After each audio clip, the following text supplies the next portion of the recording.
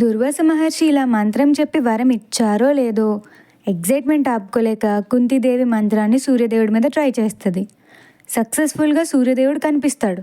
అలానే వెళ్తూ కుంతీదేవి చేతిలో ఒక బిడ్డని వరంగా ఇచ్చేస్తాడు. కుంతీదేవి షాక్లో ఉంటుంది.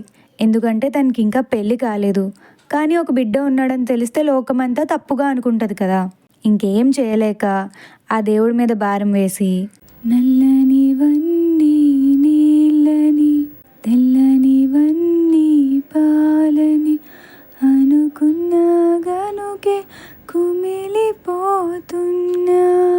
అని పాడుకుంటూ ఆ బిడ్డని ఒక బుట్టలో పెట్టి చుట్టూ కలువ పూలు పెట్టి రివర్లో వదిలేస్తుంది.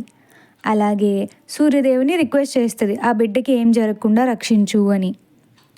కుంతి తెలియక చేసిన తప్పును అర్థం చేసుకొని సూర్యదేవుడు తన బిడ్డకి రక్షగా కవచ కుండలాలు వరంగా ఇస్తారు. అలాగే తన పేరు కర్ణుడని చెప్తాడు. అలా కుంతీదేవి తన పెద్ద కొడుకైన కర్ణుడికి దూరం అయిపోతుంది. ఇక పాండురాజు కుంతి స్వయంవరంలో తనని ఇంప్రెస్ చేసి పెళ్లి చేసేసుకుంటాడు. హస్తినాపురంకి వెళ్ళాక కుంతి లైఫ్ ఎలా ఉందో నెక్స్ట్ తెలుసుకుందాం.